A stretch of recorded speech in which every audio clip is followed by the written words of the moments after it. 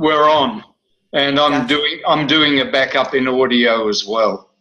Perfect. Good. Perfect. Okay. Are you ready to rock? I am so ready. I cannot tell you. Okay, perfect. Well, all right, so we'll get in. So, Christopher, welcome to the show. Thank you so much for coming on. Oh, it's my pleasure. Absolutely my pleasure. By the way, can you hear me okay? Yes. Yeah, you sound fine. Okay, great. Let me just turn you up a fraction. Thank you. It's been, as we both know and no one else watching knows, it's been quite a journey, but the timing is magnificent.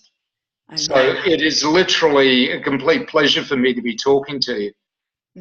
Yes. Oh, yeah. A lot of different things going on in the world right now. This feels like a good time for us to connect. So I gave everyone an intro before coming on to this interview about kind of you and human design.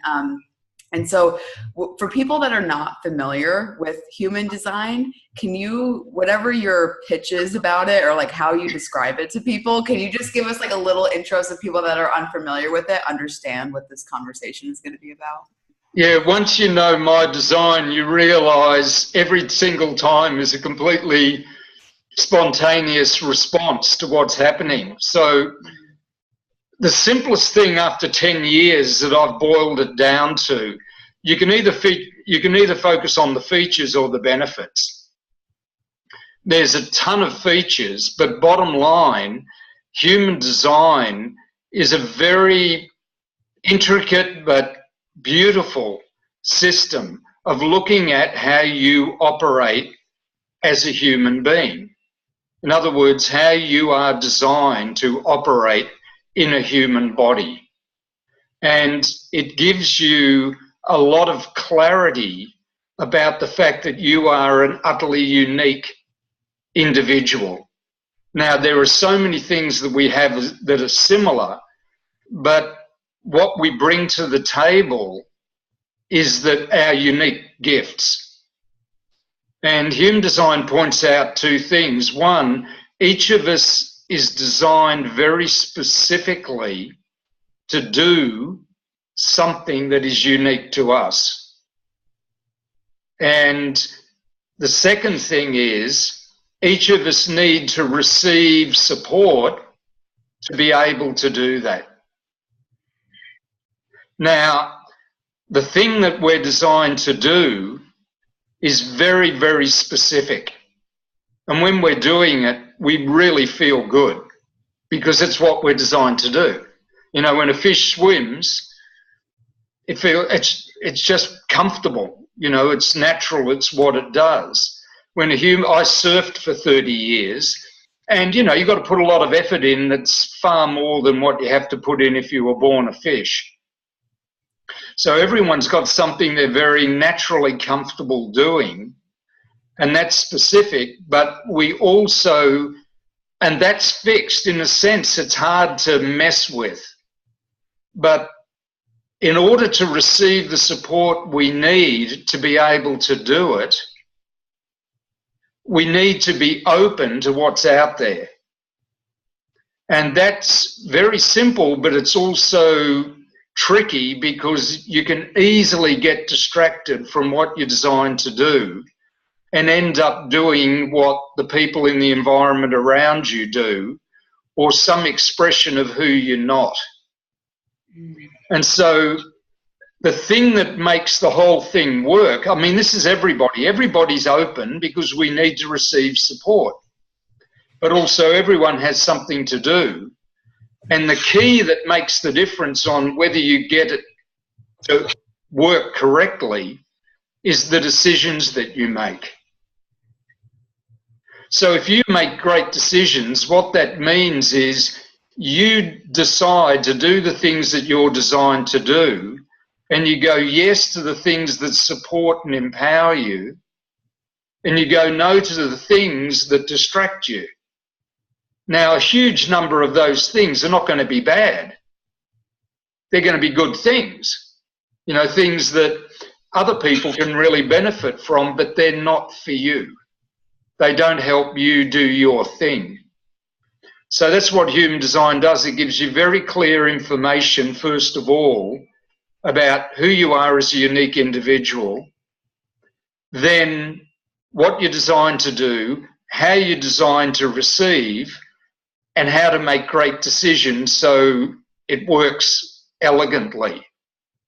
And then it takes you deeper. Once you've got your operating system working and you're enjoying yourself, it takes you deeper and deeper into your unique way of looking at reality and the world, and developing your body and your mind so that you can share that, because you have a perspective that only you have. You're aware of things that only you're aware of. And when you share that with other people, it enriches their life. When they share it with you, it enriches your life. So it sounds complicated. Oh, the other thing it does is it makes sure that your body and your personality, or your body and your mind, are working together. You're not off in your head somewhere, and you're not just stuck in your body, but the two of them are dancing together, working together. And, it's 1 + 1 = 11 when you're in that state. So it sounds complicated, but it isn't. It's just about learning how to be yourself in a human body and doing what you're designed to do elegantly and easily, so that you can just enjoy being in a human body while you're here. Yeah, beautiful explanation of that. I think that was amazing. So what I would love to, we're going to dive deep into all the things, but what I would love for you to give people insight on is how this material and this system was actually brought to our consciousness, and how this was created and what it's based off of, so people understand that this is something that's different than just like a personality test, because like we all can do hundreds of these. Like, I know I love doing this and finding out more about myself, but really, how did human design come into form? Well, that's a great question. And it's interesting for me because my initial training was in science and geology and geophysics. And then I moved into, basically I was one of the founders of the hippie movement in Australia, and then went through all that alternative stuff and discovered numerology and tore it apart and reinvented it, discovered astrology and made it far more practical, and the Enneagram and a lot of different things. So I was interested in both science and practical real world stuff and alternative stuff where it really worked. And then I came across human design, and what happened with that is, for thousands of years, there's been a lot of other systems out there. There's been energy centers. The Indians developed that to a large extent. There's been numbers. Every civilization has talked about numbers. Not every single one, but because I know some that didn't. But they are the most primal archetypes when you're working with logic that you can get. Then there was things like the I Ching, which combined together numbers and practicality and real life and how things work in the real world. And there's been all these systems. Astrology, it's been around in various forms in almost every civilization. There's been very similar types of astrology. Now, I did talk with an Aboriginal elder once, and they explained astrology to me from an Aboriginal point of view. And trust me, they see the world differently. But fundamentally, they're the same. And even she and I were able to relate very easily about, there are all sorts of sciences and ways of looking at the world that have been developed in cultures. So that's been going on for as long as we know history. And then this guy in 1987, who was a real eccentric, but a very bright business person, but he was off on a real eccentric trip. had, I suppose, what you'd call a download. He had 8 days of just all this information coming in. And it put together numbers, astrology, the I Ching, chakras, it took the very best of what had been known in those systems and it literally just took it out of them and said, if you put all these together in a particular way, it gives you a very clear insight into how people operate. And it was quite a shock to his system. And he kept it back for quite a few years, 2, 3, 4, even 5 years. And then he started sharing it in the world, and it really took off. But again, with alternative types, like I used to be, it just took off in cutting edge, let's try anything new and exciting type people. And for 25 years, this guy, who was originally Canadian and Jewish background, called himself Ra Uru Hu, which, good for him, but Ra basically taught this all over the world and got a lot of attention from people.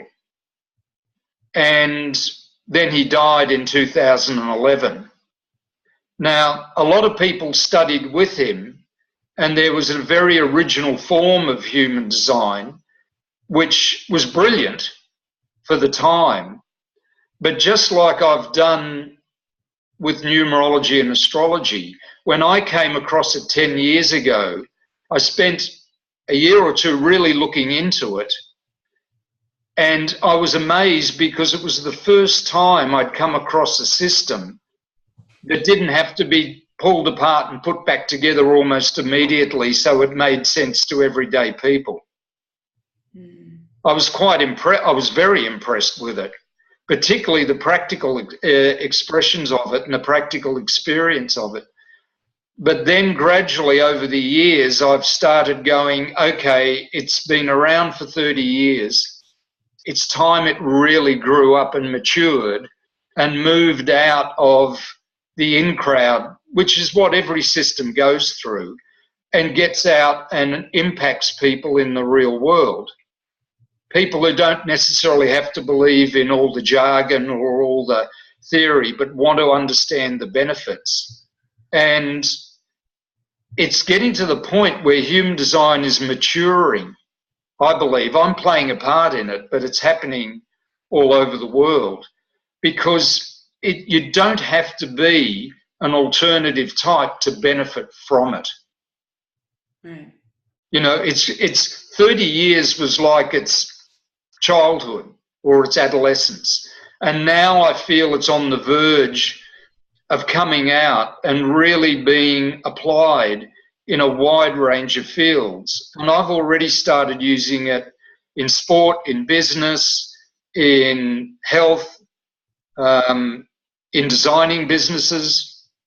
I've worked with people in all sorts of areas, and we're starting to put it together so it makes sense. I've even explained a bit of it to my partner, who's Thai.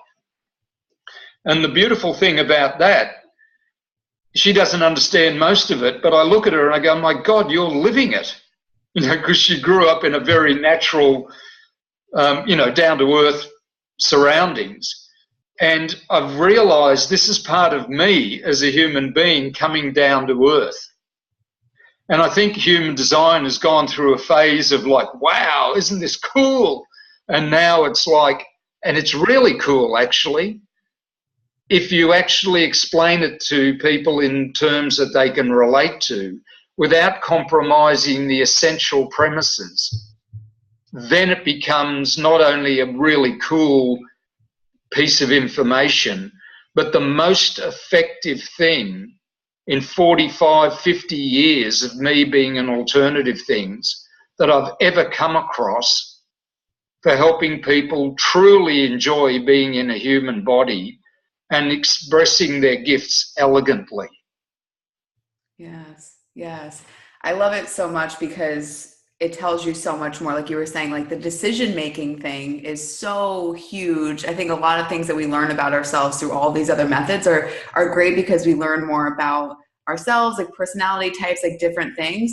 And then this is, like you were saying, it's literally like, how do you operate and function in the world?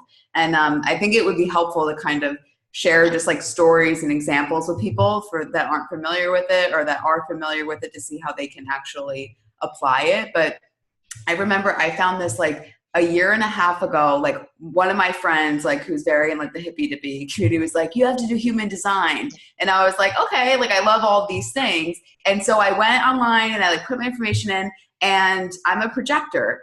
And it was so funny because I saw that and immediately I was like, this is stupid. This is not me. Like there's nothing about a projector that made sense to me because it was like, you have to wait for the invitation. Like you're not here to work. I was like, what? I'm like the hardest worker ever. Like I make shit happen. And then it took me like literally a year later and I came back to it like because it kept coming from so many different places and I like started to actually dive into it and I was like, wait a second. I was like, there's something in here. And I remember hearing you say on something I was listening to, like, you know, projectors are like one of the most easily conditioned people. So it's like we take on all these things. And it was like, my intuition was just like, yeah, Katie, like this is you. And the more I've been like practicing this, it's become like a joke with my friends. They'll always be like, wait, no one invite Katie yet because she can't come if she's not like invited. And they'll just like joke around with me. But it's been something that's been really useful for me because I realized like, for so long, I was trying to work really, really hard.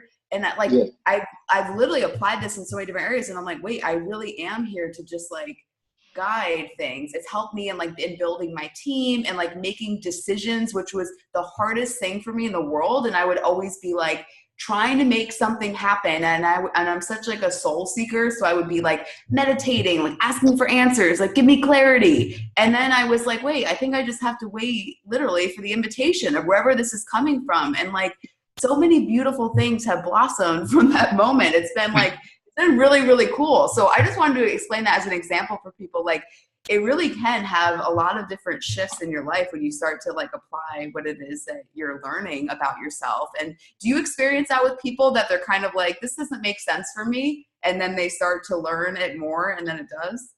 Yeah, one of two things. Either I'm not like that or, oh my God. Yeah. Like last somebody get, oh my God, that's why it's been such a struggle. Or sometimes people go, oh, that's why I work so damn hard at it. And I never get, see, let me tell you something about projectors that you may or may not have heard. You probably heard this, but maybe not in this way. In human design, they say projectors, by the way, for anyone who doesn't know what it is, are people who are designed to guide people who do the work. So they do the work elegantly, successfully. Right? And the thing that a projector experiences when they're being themselves is success. Now, when that is explained to a lot of people, they go, okay, I've got to work to get to success because I'm a projector. Right? And when I'm working properly as a projector, I'll finally get rewarded with success because that's the way we think. And one of the biggest turnarounds for people I've worked with who are projectors is going, you are success already embodied. Success is who you are. When you... So good. Success is who you are. It's not what you're trying to get to. Right? When you're feeling success, you're being yourself. When you drift away from that, the complementary feeling is bitterness. And it slowly grows up. You know, I'm working so hard, I'm working so hard, I'm working so hard, and I can't get to success because the working is dragging you away from the feeling that is already at the core of who you are, of success. So when you just relax, you come back and your work, your job is to share, is to tune other people to the resonance that you already have, which is success. I'm a generator. Okay, I'm a pure, what they call a pure generator. There's two types. There's 5 types total, or there's 4 types? Well, there's 4, but the generators have 2 variants. So, you know, you could call it 4 or 5, right? Okay. And we'll go through each of them too. So yeah, go into the generator though. Yeah. Well, let me just say which one's which. There are a small group, about 8% of people who get things started. They're meant to initiate things. They're designed to get the ball rolling, and they're called manifestors. Then there's 70% of us who are here to do the work. Once the ball's rolling, someone's got to put the work in. And there are 2 types. There are manifesting generators who have all this work energy and they put it out there, right? And then there are pure generators who have all this energy, like myself, but we have to wait for people to plug into us. So what you did in inviting me was perfect. I didn't go out looking for, where's Caty, okay, I'm going to let you know, Caty, I do this cool stuff and you better invite me to come or whatever, you know. That's a manifesting generator, might put on a campaign like that. But for me, I need to just, hey, I got all this energy, you know, like oil in the earth. If you put an oil well into me, I'm going to gush. Now, so there's 2 types. There's the generators generate energy. Manifestors get the ball rolling. Projectors make sure the generators don't screw up or don't waste their energy. They guide us. That's 20%. And then 1%, 1.5% are called reflectors. They're very unique people because they're like mirrors. They can be around, but if they're delighted, you're on track.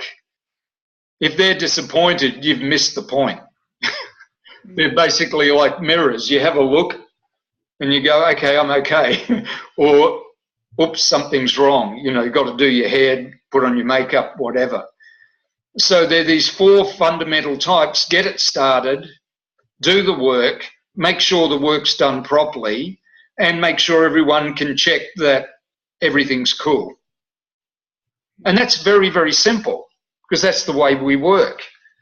So with you, coming back to what you were doing, the part of you that's open, and I could show you some examples, but let's just keep it simple at the moment. The part of you that's open absorbs the energy of generators because you don't have what generators have, okay? So you receive the energy of generators. You're not out there to do the work. You're there to receive the work that's going on and then decide if you can help them or not, but only if they recognize that you can help them and ask you or engage you in some way, called an invitation. Now, again, Ra was very good at putting together key words, and key words are helpful, but just like children, key words are helpful at the beginning, but they become limiting if you don't understand the background. And it's the same thing with human design. Human design's very helpful and exciting at first, but if you don't base it on experience that you've had of yourself, you'll never really get the real benefits. I know people who've studied human design for 20 years and don't get it. Or they get it, but they don't live it really. I've been blessed because I've learned far more from experience than I have from doing courses or theory. Now, I have learned, I'm a voracious learner, but experience has taught me so many distinctions. And what that teaches you is, one, experience is the greatest teacher, just like in life. You can go to the best schools, but if you don't live life in real life, if you can do all the relationships courses in the world, but if you don't have some real life relationships, right, doesn't matter, you know. Yeah. So human design is information about you that can make your life truly elegant and make being in a human body, just so much fun and so fulfilling if you're willing to learn through your own experience and make some mistakes, as well as have some great successes. If you're willing to do that, it will knock you. See, I meditated for 45 years. I was in an ashram for 7 years.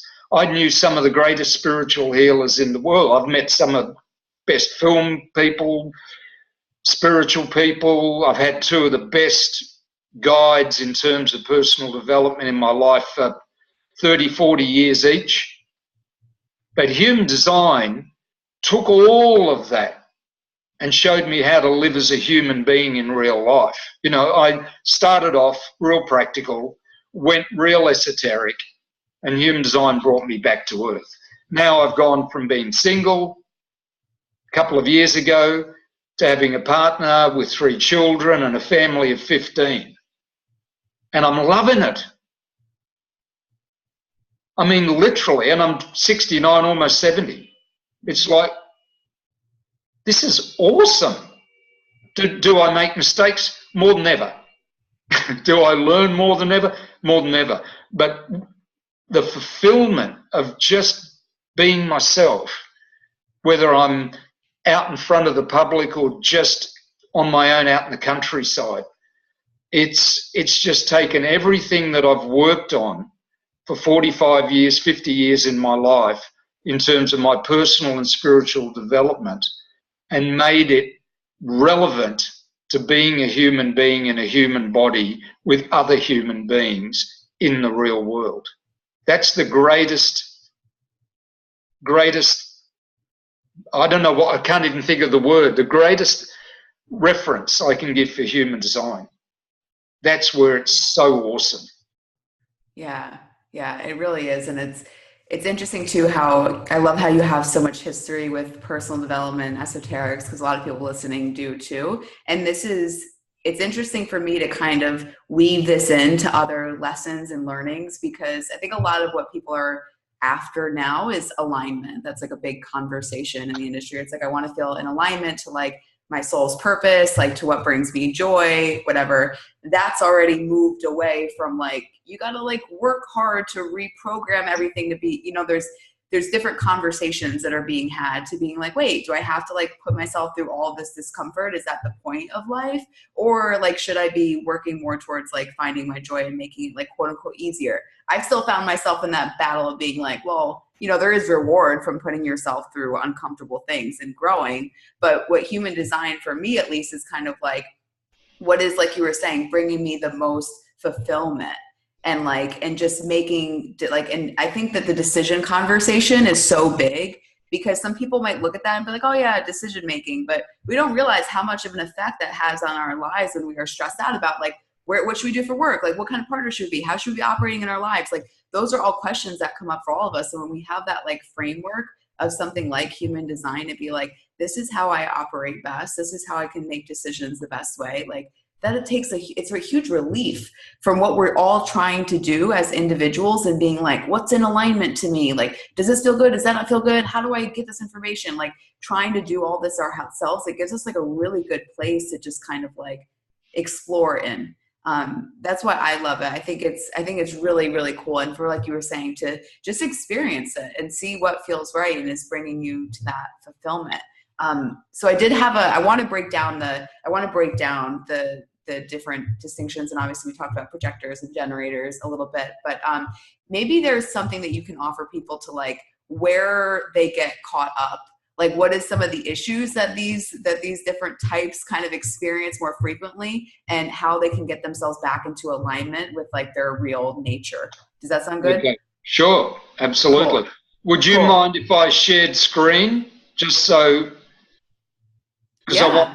Yeah. Okay, good. Let me just make sure I've got something up there, and that's a human design chart. Beautiful. For everyone listening to the podcast right now, you're going to have to go watch this on the YouTube video, but we are looking at a chart right now, which I'm sure when everyone looks at it, they're going to be like, this is confusing, but thank gosh. Yeah, it is. But I'm going to make it very, very simple and basic in terms of what to look at first. Okay. This happens to be my chart, right? Now, this is something that people haven't done much, but this is so crucial. When you look at that, forget about the columns at the side at the moment. That's technical stuff we can get into and whatever, but just look at the thing in the middle. You've got 9 sort of squares and centers and all these connections, but look even just more simply at it. Some of it's colored, doesn't matter what colored, and some of it's white. Okay? The stuff that's colored describes what you're designed to do. The stuff that's white describes where you are designed to receive. Okay? Now, the stuff you're designed to do is very specific. Each one of us has unique gifts.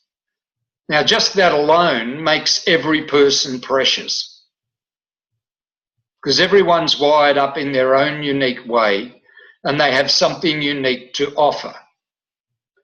Now, understanding how that works really is the key to making great decisions. But what distracts us from that is the white stuff is where we're open. And because we're open, we're able to receive, which means we can absorb the energy of the world around us, meaning the people in our life, our parents, the place we live, our community, our friends, whatever. We absorb that through. Now, the coloured stuff gives you some protection because it's very specific, but the white stuff is wide open, so you literally get flooded with opportunity. Life is generous, right? It's just like life is generous. Bring it on, and you get to, through the openness, everything floods in, which is great. When people say life is abundant, it's true. However, you can't have it all. It's like going to a smorgasbord with 2,000 dishes and trying to eat it all at the same time. It's just going to make you sick.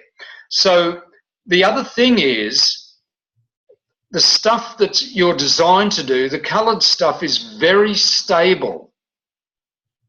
It's consistent. And to our mind, it appears to be boring because it's always there and it doesn't change. But the open stuff is always changing. And so our mind goes, wow, if I can get on top of this, that might prove something about me. Not that it would know. And it's just going da-da-da-da-da. And so it tries to, it's like trying to drink the ocean. Eventually it's just too much. And then we think there's something wrong with us. So for you, Caty, as a projector, you try and you do what generators are designed to do. Work, work, work. And you work at it harder than any generator because you're trying to get on top of being flooded with all these possibilities. And eventually you just get burned out or overwhelmed or sick of it. And then you beat yourself up for not being good enough. Oh my God, story of my life. Right? So when you look at my white stuff, it's like a manifester.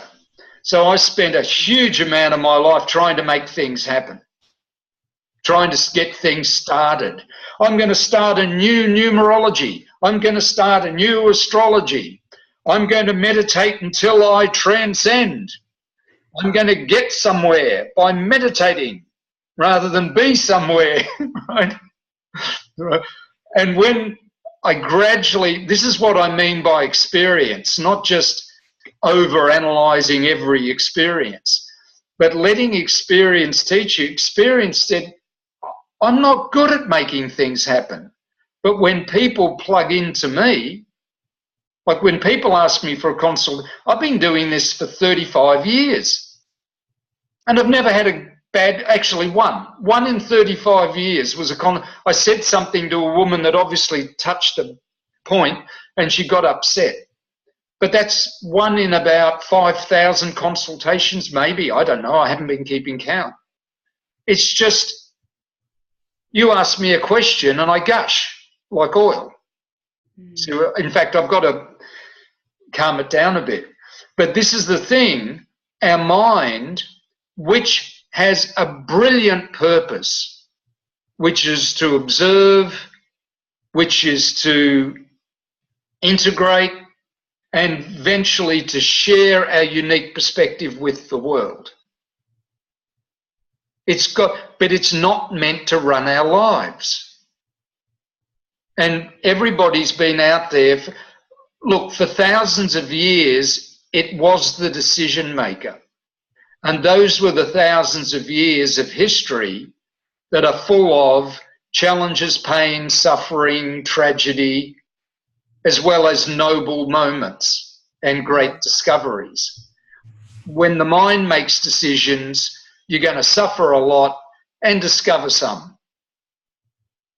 But when the mind is lifted, when the burden of decision making is lifted from the mind, which we have been ready to do for the last 250 years, then this deeper decision making process kicks in.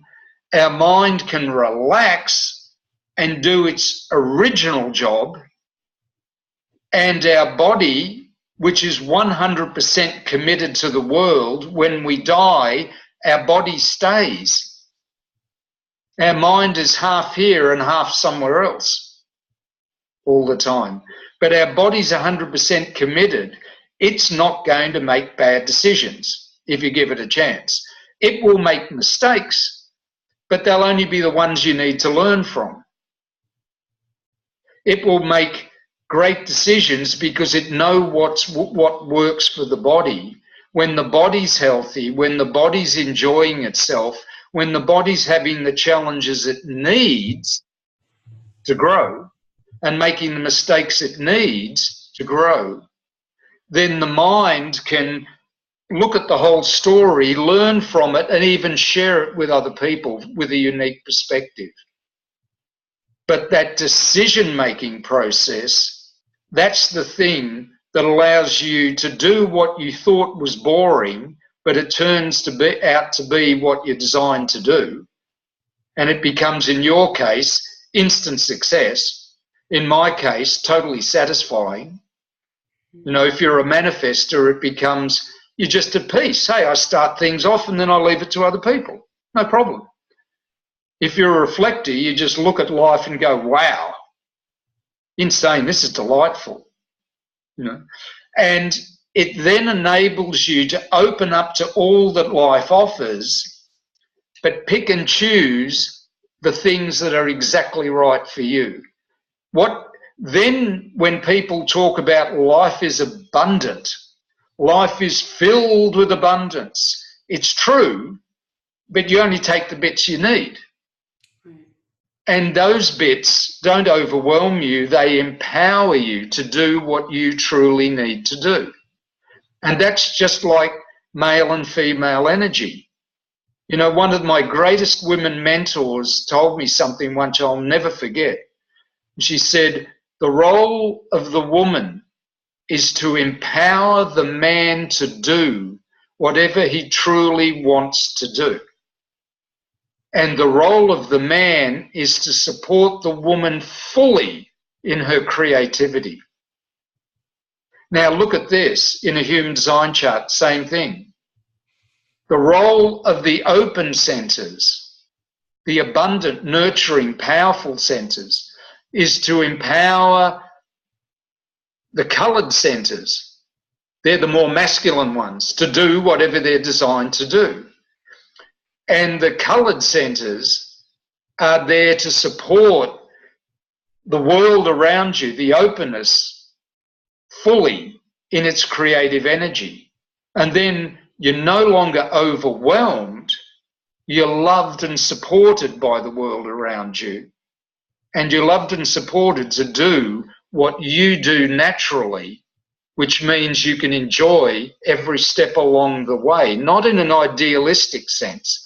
You can get sick, you can make mistakes, but even they become liberating, learning and enjoyable and empowering in themselves.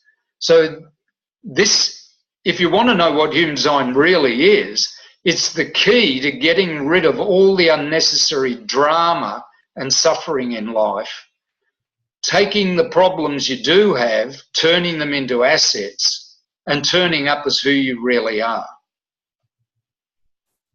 Now, these are just a few other charts. You can see how different they are. Right? That's a manifestor, one of my best friends. It's my partner. And then you can put them together. Sorry, I didn't have yours, Caty. We didn't exchange information, but I'd be happy to do it anytime. All good. That's really, yeah. So I definitely recommend that everyone takes a look at their chart so you can really see. I think that was amazing describing like the space and like what's full. That's super helpful. Just as like a quick, so then in the relationship front, are there like typically certain people that are meant to be with each other, like certain types? I'm just like thinking that like, okay, so I'm a projector female, like what's the right male role? Should we be like going on dating sites asking people about their human design? Yeah, well, great question. Like I went and studied with some of the best relationship people, even the best pickup artists in the world, right? Mm. But what's the biggest problem in relationships?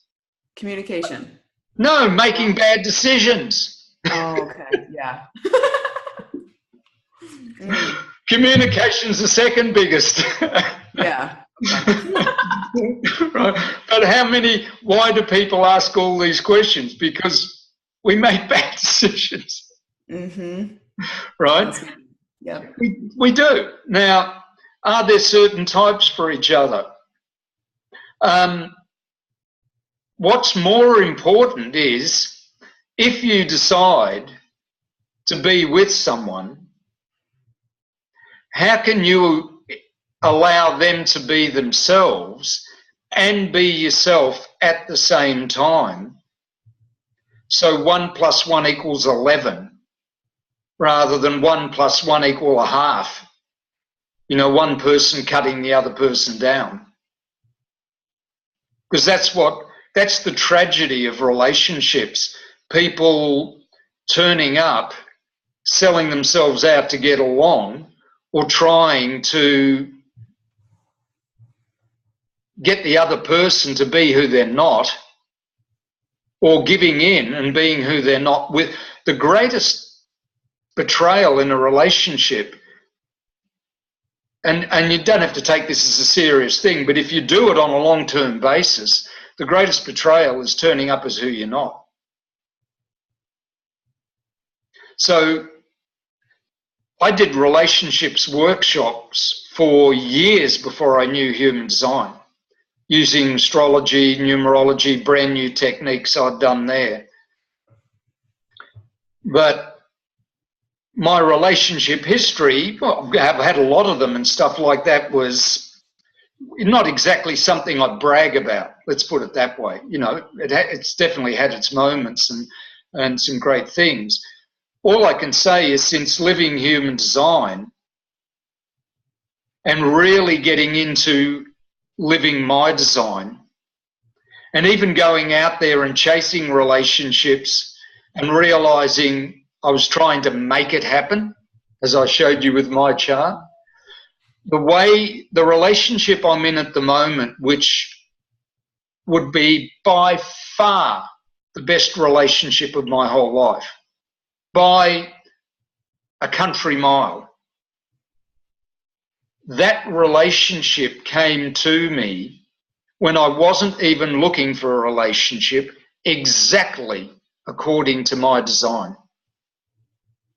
It's amazing. So much so that I still love, I sometimes tell the story to people. It's just, it was the last thing I was doing was trying to make a relationship happen. And I wasn't in a place where I'm not going to try and make a relationship happen. I wasn't even thinking that. I was just enjoying myself that day.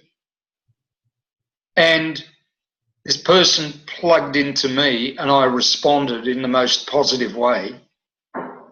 And I knew, because I make decisions very quickly, I knew very, very quickly this was right.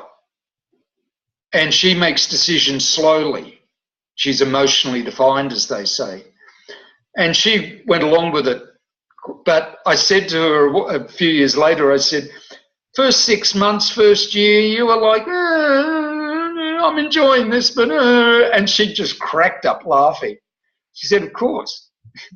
You know, some of us, I'm really good at quick decision making, but then I go and study human relationship workshops for years, right? There are other people who jump right in who should just take it slowly. Yeah. There's a great movie called Get Shorty from quite a while back with John Travolta in it. And he has a car at the beginning of the movie and it gets shot up. It was a Cadillac. And this is in LA, and the rental company give him a sort of a hybrid car, and he goes, what's this? He said, oh, it's the Cadillac of hybrids. And he goes, oh, okay. So the next scene is outside the Viper Club on Sunset Boulevard, and which is a famous club in Los Angeles. And he gets out of the hybrid car, and Danny DeVito walks out of the club and goes, hey, Chili, the character John Travolta's playing, how you doing? And blah, blah, blah, blah, blah. And then he looks at the car and says, what's this? And John Travolta says, it's the Cadillac of hybrids, and it gets 56 miles per gallon.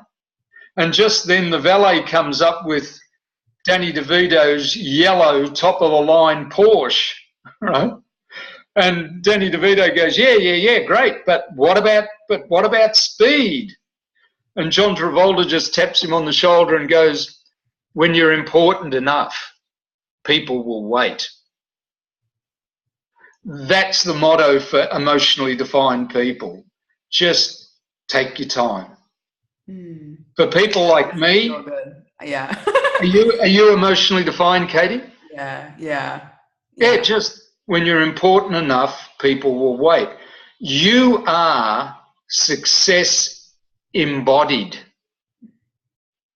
That's like my new affirmation, but I don't even need it as an affirmation because you're telling me it's my truth, but I love hearing that. Why not remind yourself? It sounds so good. I'm just going to say that every morning. You've been working all your life to be successful when you already are. That's why it never really worked, because you already had it. Yeah. And that's the beautiful thing I love about all this, is because it's like, really, once you become more of yourself, like, and I've just noticed that in different elements of like everything, and expression and business, like once I just literally do everything that I want to do, it just like, yay, it all works out so greatly. It's just, it's like, it's reworking the story that it can't be that easy, I think, is like some of the most difficult thing for a lot of us, is being like, exactly, it's supposed to be hard. That's right. The originator of human design used to say it takes 7 years for this to get into your system, and there's a lot of truth in that. But the reason is it's got into our cells, into the nervous system, as you'd know through other alternative things and healing things you've done. It gets into our nervous system, and it takes us 7 years for it to get right down into our deep subconscious and unconscious that we don't have to struggle. We do have challenges, but we don't have to suffer. You know, and we go, yeah, we're alternative, we're all this, but we're suffering as much as people did back in Jesus's time. Right. Yeah. We just do it intellectually if we're in a nice country. And if you're in a place like where I live and you're poor, even in America, if you're poor, you struggle like hell physically or with addiction or whatever. None of that is ennobling or necessary any longer. We outgrew that a couple of 100 years ago. We're just getting used to it now. And people like yourself and myself are the first people who are getting it in our body that we don't have to struggle. In fact, when we don't suffer, we contribute far more. Yes, yes. Amazing. Christopher, I don't want to take up too much more of your time, but I think it would be really cool is to go through like a little like quick fire with the different types. So you could say like probably the biggest struggle that each of them have and your biggest piece of advice. Obviously, everyone's going to go and look at their chart and dive so deep into human design if you're not already, but I think that'd be cool to do. So for generators, for the traditional pure generators, what would you say is like their number one, like biggest struggle if they're unaware that they're a generator? Knowing that they've got the energy and and not trying to push the message out there. Or some of them have defined throats, even, I won't go into the technicalities, but the biggest struggle is knowing you are a source of energy that's more feminine. And I sometimes say this quite blatantly to my clients, a pure generator is feminine, a manifesting generator is more masculine. And a pure generator needs to be plugged into, which is anatomically true for a woman. And a manifesting generator plugs into. So it's having the belief in yourself as a source of energy that if you don't push yourself out there, people will discover you and plug in. And what I discovered is pushing myself out there was pushing people away. But it's making that transition. For a manifesting generator, it's like not being shy. You know, just speak, express what it is that you have to offer. You know, it's like dating. The woman, you know, if she's out there chasing people, people go, well, but if she just enjoys herself, and the guy is willing to go up and start a conversation, well, that's like generator, manifesting generator. Don't be shy to start a conversation, right? It's okay. You don't have to make it happen, but you can respond to what is happening. That's a real generator thing. If you're a generator of either type, respond to what is happening. You don't have to make it happen. And as a manifesting generator, once you respond to something that is happening, then you can make things happen. As a pure generator, when you respond to something that is happening, you can energize it like oil can energize an economy. It's that powerful. Does that make sense? Yes, yes, definitely. Yeah.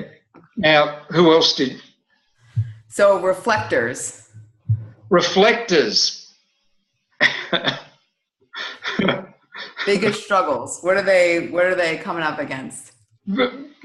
Feeling they've got to be doing something.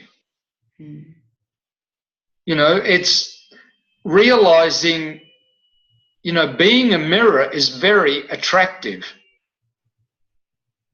If they can get that being a mirror is really attractive, and they can be a magic mirror, and I mean that literally, for people who treat the mirror with respect. Don't smash it, don't prance around in front of it trying to make themselves look good. but a reflector can become a magic mirror. Work real magic for people. If the people come and treat them with respect, they are so different than the rest of us because they're not designed to do anything specific. They have some things that they do, but it always has to be stimulated by something in the environment. They're the ultimate receptors. And the ones I've seen that get really confused feel they have to do something, even if it's sorting out the people around them. I've had one or two try to sort me out. And it's like, just be yourself. And if I look in the mirror with respect, I'll sort myself out because it'll become obvious. And then there's that thing that no one's really said that I just said. They can be a magic mirror to people who treat them with respect.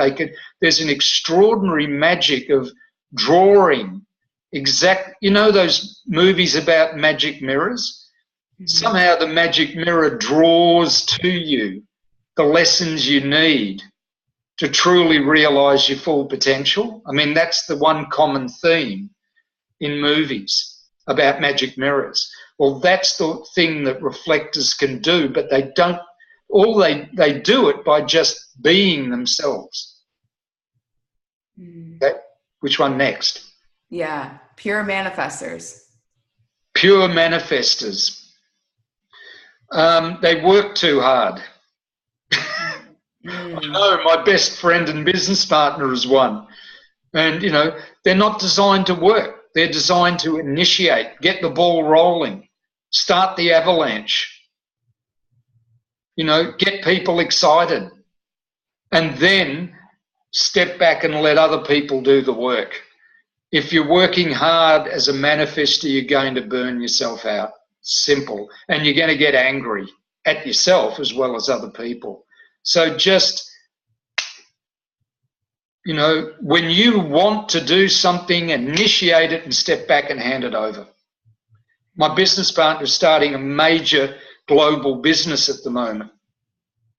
And he's initiating it, but all these other people, if it really takes off and it's got the potential of being $1 billion business, he's not going to do the work. In fact, he'll probably start it up and then sell it eventually. Because once it's up and running, he's off starting something else up. And who's left? Projectors. Oh, forget about them. Well, you described it beautifully earlier on. You get sucked into trying to work.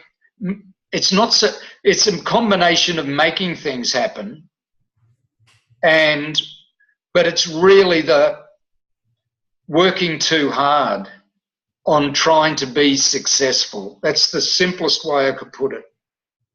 Projectors they don't know they're successful. They don't believe they're successful. They haven't got the evidence that other people accumulate to demonstrate success. And they don't realise the reason they don't is because they already are.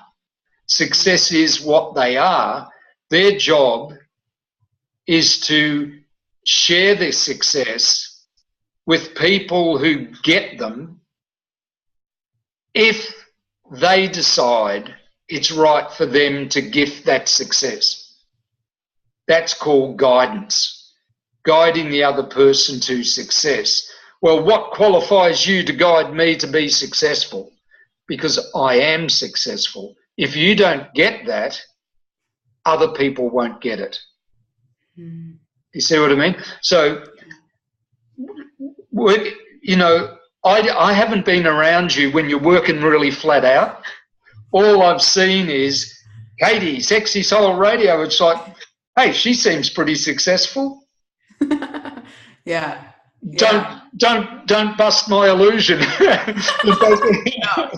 No, it's been a transition of really like moving away from the working hard and really embodying that. But it's so interesting too how you can take on I mean, because even too, it's like I relate a lot to like the manifester in some ways of the activation. And it's like, I've been toying with that too, because I've seen that in a lot of like, I don't know if you know wealth dynamics. Like I'm like a creator. I put together all these kind of things, and I'm like, there is a part of me that's like that creative. Like I like to do things, but it's only for me. And so I know that like when other people are influencing things, it's not the best. And so, yeah, I don't know. There's so many interesting pieces to this that kind of, like you were saying, experience, like how we're meant to do this. And I think there's a lot of, entrepreneurs listening too. And it's like, it's really helpful to learn this information about yourself, to see what the role in your business is, like what the best role possible is. Exactly. Let me share one more thing. I mean, I'm not worried about time, but let me share one more thing. When I started, because I discovered out of the blue, with no previous experience, that I had a genius for numerology. And the first thing I realised that everybody missed is people would say, I'm a number 3. And I'd go, a number 3 what? Oh, number 3 in numerology. And I'd go, that's like telling me I live at 38, come around for dinner.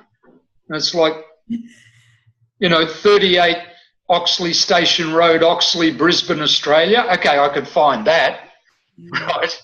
But 38 on its own. It's exactly the same thing with human design.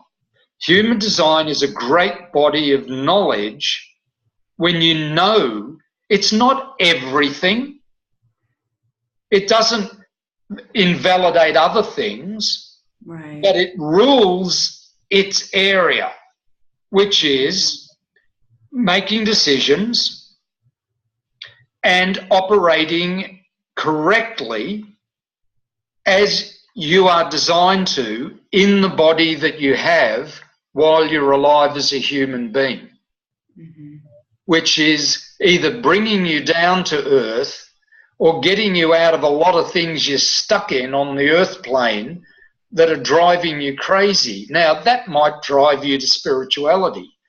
But even if you got into human design and you don't care anything about spirituality, when the timing's right, you're designed to open up to that naturally. You don't have to impose it on yourself. In fact, one of the things you discover in your design is you're part physical and part non-physical. But the two of them operate together in the physical world. I was there when my mother actually passed away, took her last breath. I was the last person she looked at. I know the difference between someone who's alive and someone who's passed away. And just by the by, it was a beautiful experience, which I won't go into now, but it was one of the most touching and beautiful experiences of my whole life. But her body was there, but something was gone. Human design maps the design of your body and the design of the part of you that's in the body while you're alive. And it brings it together. So although it is very physical and very spiritual, it unites the two, so it brings it down to earth. Now, one of the beautiful things about where we're at is humanity, and also one of the beautiful things about being in a human body is we are spiritual beings, but the times now are to bring that into the physical world. I lived in an ashram for 7 years. That's like retreat from the physical world, Luckily, my mentor, my teacher or whatever said, go get a life, for God's sake, and shut the whole things down, Yes. We shut it down for everyone. He said, get a life. I mean, yeah, okay, that was to help you focus so you didn't get caught up in a bunch of other stuff. But once you're focused, once you've learned to go within and get in touch with the love inside of you, get out there and have a life, because you won't have it forever. What's inside of you, what opens your heart, what really touches you, if you're going to put a word on it, you could call it eternal. I mean, whatever, you know, whether you believe it or not, but this thing isn't. So enjoy this. And human design is the most practical way when you don't get caught up in all the intellectual part of it and all the jargon. You get enough of it to get a grip on it and then live it, is the most bringing you down to earth and taking who you truly are and being able to share it with the world way of doing things, I know. And then astrology, numerology, wealth dynamics, all these different things, you know, creating wealth, various things I've done, Tony Robbins, Robert Kiyosaki, all these things have their place. Yeah. But the biggest problem is people there in their heads trying to make decisions with their minds makes the whole thing so much more difficult than it ever needs to be. Yeah. And burdens your mind with trying to figure out why it isn't working. It puts such a burden on the mind. And human design takes that off, allows your mind to flourish and your body to have a good time, and makes you a lot nicer person to relate to the people around you, and even brings relationships. It really does. And then we can create this world we've been talking about for a few decades, where people are respected.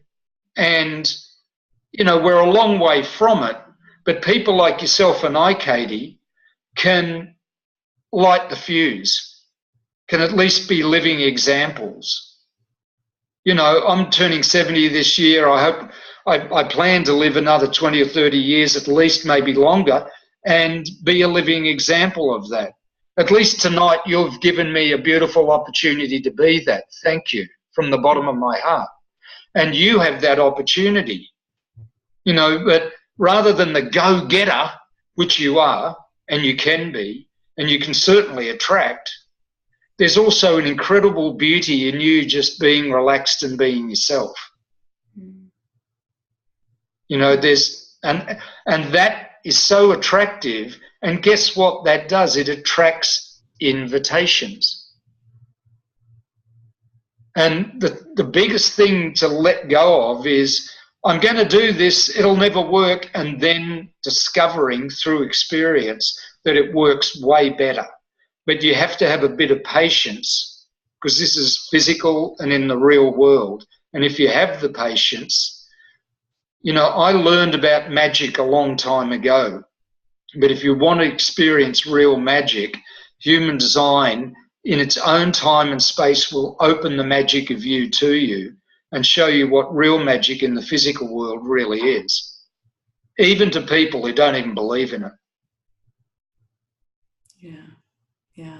Oh, thank you so much for all of that. For everyone listening right now that really wants to dive deeper into their unique chart, do you recommend people getting, like, because I know that a lot of people get like readings done if they really want to go into their unique their unique design? Is that what you recommend? And what would you recommend people to start off first?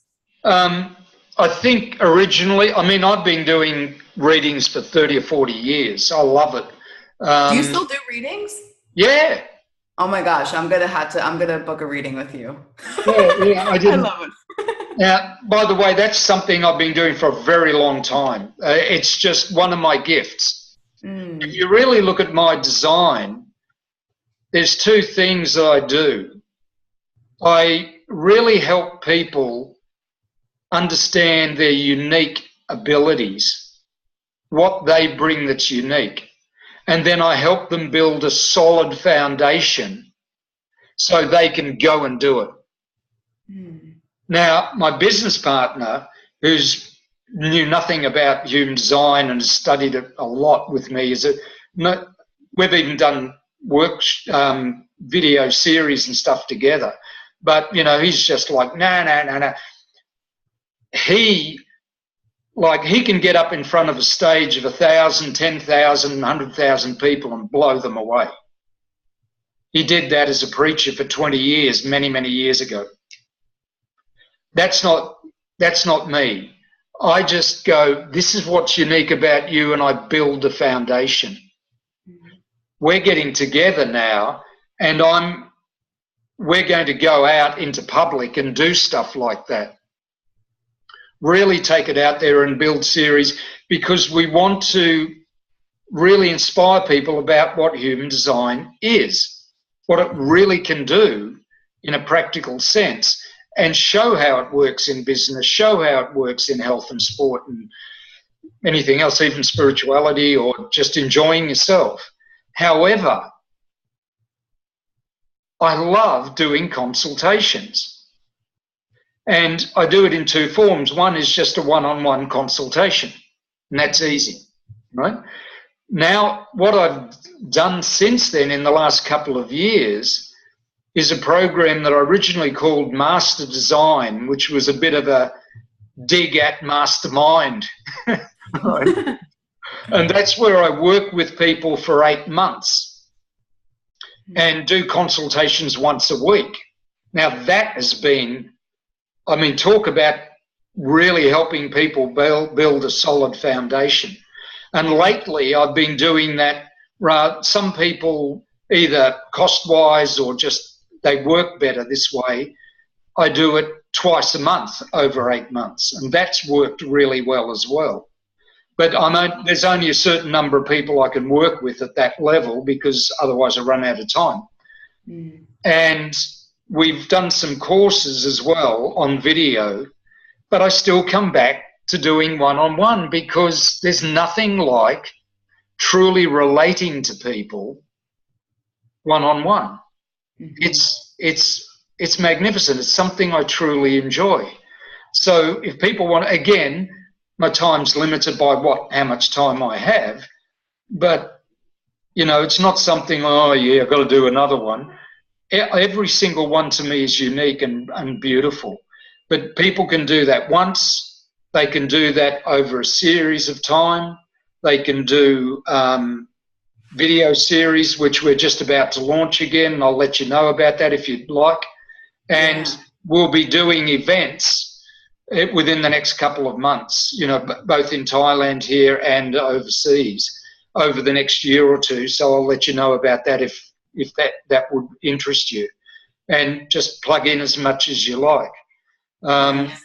So for a consultation, my old website is still up. It's called Master Your Human Design. Let me see. Beautiful. Everything that Christopher is talking about, we will be sure to link in the show notes, guys. So you can definitely check that out. And if you just want to talk to me straight, you can send me an email at cp@christopherjpower.com. I'll send you that. Or you can contact me via Facebook. I've got quite a few human design sort of things out there, and plus my private one. Okay. Perfect. Thank you so much, Christopher. That we were going to put all that in the show notes. I can't thank you enough. I think it's so incredible just seeing you continue to, like, I know you do so many interviews, you give so much information talking about like all these topics, but just your passion is so there. And I just want to thank you for bringing this out to people and making it digestible for a lot of us. And I know that people are going to get a lot of value out of this. So thank you for everything that you're doing and bringing this information to everyone here. Just thank you. Very grateful. Well, thank you for plugging into me so I could gush. Sure thing. Okay, Katy, been an absolute delight. I hope we get to meet again sometime. I'd really look forward to that. Yes. And good luck. Seriously, you've got a real gift there without looking at any chart. Your sensitivity, your natural success, and your enthusiasm is just wonderful. Oh, thank you. All the best. Thank you so much. I so appreciate it. Thanks, Christopher. God bless. I will. Take care. Bye.